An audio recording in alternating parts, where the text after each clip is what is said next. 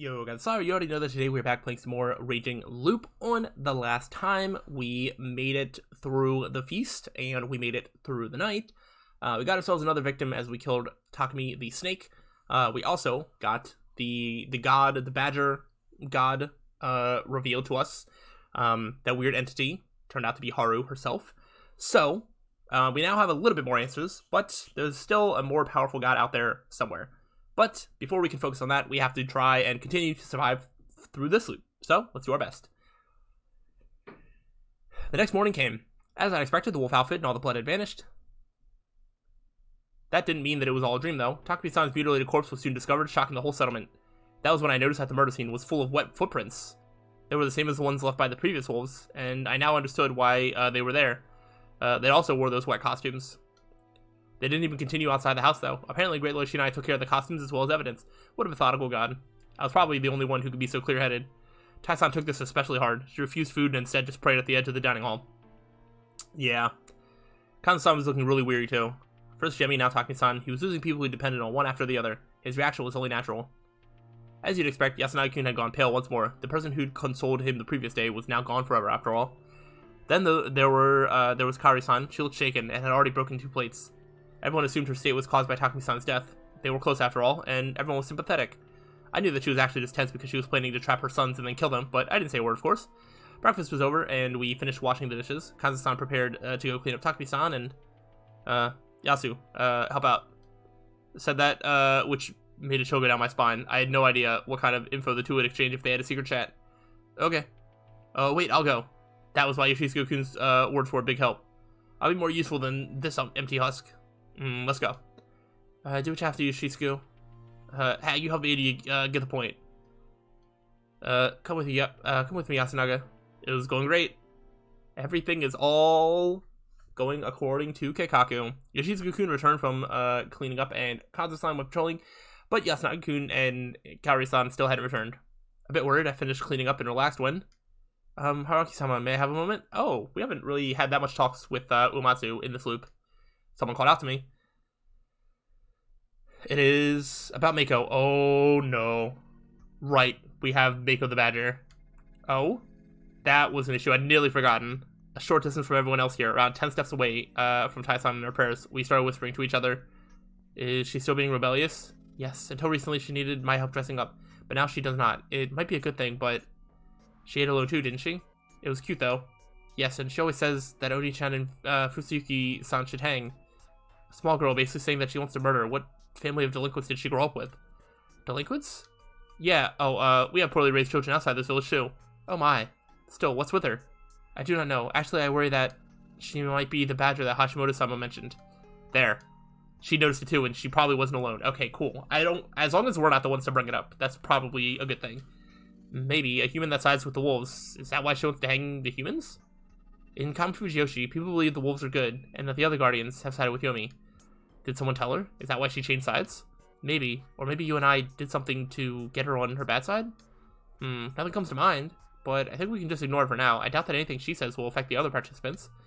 Can we really be so optimistic? She has a right to vote, just like everyone else in the feast. That's not really good, but if you follow the rules, the only way to get rid of her is by hanging. If that saves us one of the feasts, perhaps I should... That'd be good for us.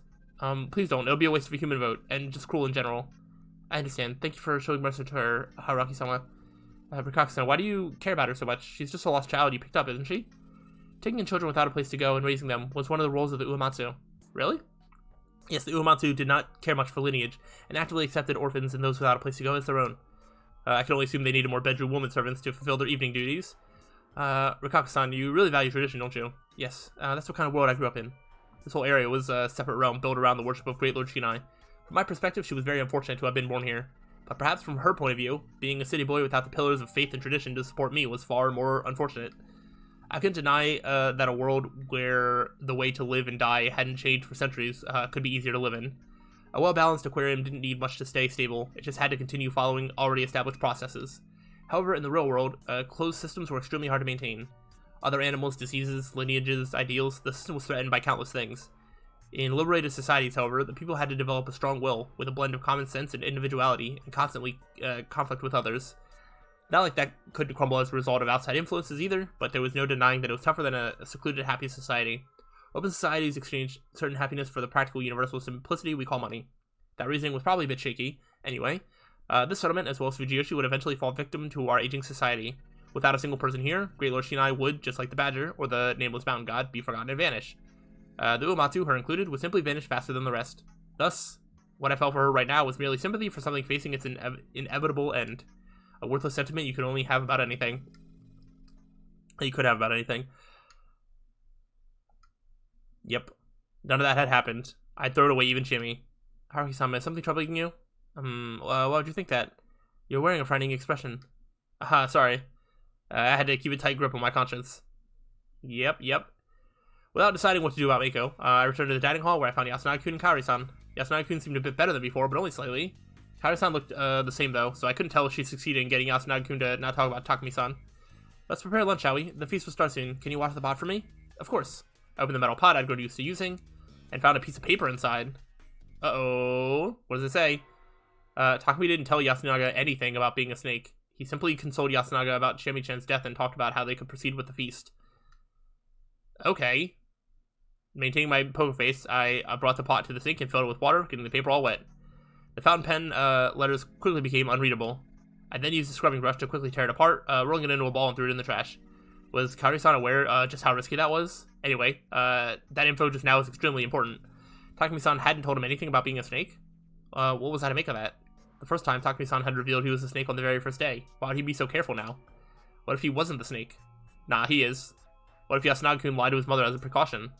Crap, Kaori-san's note didn't tell me anything about how she asked about it or the nuances of the replies. But this could definitely be a good time to come out as a snake. What was I to do now? I definitely think that we want to come out as a snake. I think. I thought about that for every second of lunch. I did think I kept a normal expression on my face, at least. I took far too long to decide that. Regardless of the circumstances, I needed to claim a role. Okay. Let's begin today's feast. We need to hang ghouls that killed Takumi. Prayer time was over for her. Her sadness and confusion had become hatred of the wolves. Everyone displayed approval of her words, including us wolves. We might have been the ones terrorizing them, but it wasn't hard for us to act like the powerless resistance. First of all, Yasunagi-kun said that Takumi-san's death rendered the snake's power meaningless. His tone seemed authentic, so it was hard to believe he was just hiding that we'd lost the snake. Huh. That means that the only confirmed humans so far are Mochi and Hashimoto-san. With Chine, the old wolfman, and Takumi and gone, there's only 13 of us now, with 11 being unconfirmed. And we must choose only one to hang? Huh? That is quite difficult. Pick who the snake's looking at tonight. That'll leave just 10. If we're to consider the order... Yasunagi-kun was giving me a sideways glance. It should be you, Nichan. You talk a lot, so people start to think you're suspicious. Yeah, I imagine the old fart would talk shit about you. Am I suspicious? You and the journal woman were against hanging the first day. Takumi was against it too. Even you understood why, right? I voted for the hanging. Kazu-san began presenting his unreasonable argument. He was basically saying that just about everyone here deserved the noose. Please calm down. We still have enough information to decide. It's a mistake to use that vote as a basis for hanging. I was the one who suggested it, and I'm a monkey, so please control yourselves. Now, if we were to be optimistic, what's the likelihood of the old wolf person from yesterday being a wolf? 0. Oh, is Yoshitsugu the crow? The crow has literally not come up a single time in any of the loops. A certain answer from a place no one expected. Old Far was a human. Are you saying that you... Don't move, any of you. What? Sharp words and a sharp sound. He stabbed the kitchen knife from the dining hall into the tatami before him. Hard-chin gasped while Kazu-san made a stern face and got up. Is he just gonna walk over and like punch him? I said don't fucking move. That means you too, old fart. Kazu-san could have probably beaten him even with 1 or 2 stab wounds in him. He didn't do it though, probably because the hostility in Yoshitsugu-kun's voice was highly restrained. Despite his intense words, he was very calm and displayed great determination. It was a silent threat, and Kazu-san believed it was worth listening to him. What is it? Say it. He even encouraged him to talk. I'm the crow. The old wolf guy we had yesterday was a human. If anyone else says they're the crow, they're faking it, and I'll kill him right now. Stop. We don't need such demonstrations. I won't stop. The feast's all about whether you believe or not, right? In that case, the ones who will win are the ones who show just how damn serious they are. Right, you wolf assholes? If you want to die, just try saying you're a crow. I dare you. I saw what you was doing here. The feast's all about whether you believe or not, right? They both reached the same conclusion because they weren't wrong. Due to the unreliable nature of playing the odds, the feast became, just as I thought, a game of politics rather than logic.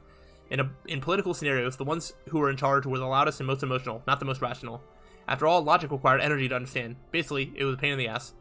People who had actually enjoyed building complex logical theories were by far in the minority. The majority disliked wasting energy on understanding them, even if they did have that capacity. There was something they all had in common. They all wanted to believe that the world was actually easy to understand, and the truth was simple, and that someone was just making it more complex than it was. The truth was that any world worked based on complicated mechanisms, and it only seemed simple because you wanted to see it that way. However, it was impossible to impress the complexity of the world upon everyone. Thus, people always left certain matters, such as science or politics, to those considered to be pros. It was sensible delegation of authority. But to earn trust, you needed to present yourself in a way that was simple rather than complex. You needed a story that the ones who cast logic aside could easily swallow. Like Takumi-san back then, and Yoshitsugu-kun now, they'd realized that, so they decided to gamble on it. Discard logic, pick your methods based on feeling and preference, gamble, and win support. They provided the anti-logic crowd with a convenient lifeboat. It was definitely a good approach. But Yoshitsugu-kun had overlooked two things. Doesn't look like there's anyone. And I guess I'm the real crow, huh? First was his own nature. He was a persuasive person even when there was no basis for it. I actually admired that. Yoshitsugu-kun was your generic edgy delinquent to the core. However, he was kind of hard as well as passionate and naive. That much was plain for me to see. It was why everyone could believe him if he took things seriously enough. As long as he stayed honest, no one would doubt him. It was a rare and valuable talent. In a good-natured society, that is. I see. Then, let's all assume he's a crow, while the old wolfman was a human. That means we have 10 other people, 3 of which are wolves. That was all he'd earned by revealing his guardians to us wolves. Was it really worth the risk? The other thing he'd misunderstood was that this was something that couldn't be emulated. No one who tried something similar would get the same results. This was because winning via brute force was usually a bad move in this game. He was an exception. It did nothing and he could only use it once. You should have saved that for the endgame, Yoshitsugu-kun. Oh, I wanted to say that. I wouldn't have put on a shit-eating grin and tell that to him. I really wanted him to understand how harsh the world really was. Thus, I had to survive.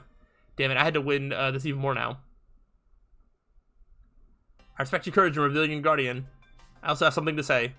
What is it? If this was Yasunaga-kun's trap, I'd fall right into it. It'd be embarrassing, but I'd just loop back and try again. I'm the snake. That's why I couldn't look into myself. Oh, okay. You? I can't be as intense as he was, but if there's any wolf who wants to be a fake snake, I will tear them down with facts and logic. Do we have any volunteers? No, of course not. Takumi really was the snake. That lowers the number of unknowns to 9. And Yasunaga-kun didn't know that either. Okay, we've somehow got away with being the fake snake. So, it's so weird. So, like, last loop, we were the snake, and this loop, we're essentially going to be playing the snake again. So, we're kind of repeating the same role, even though it's two completely different, loops. You know what I mean?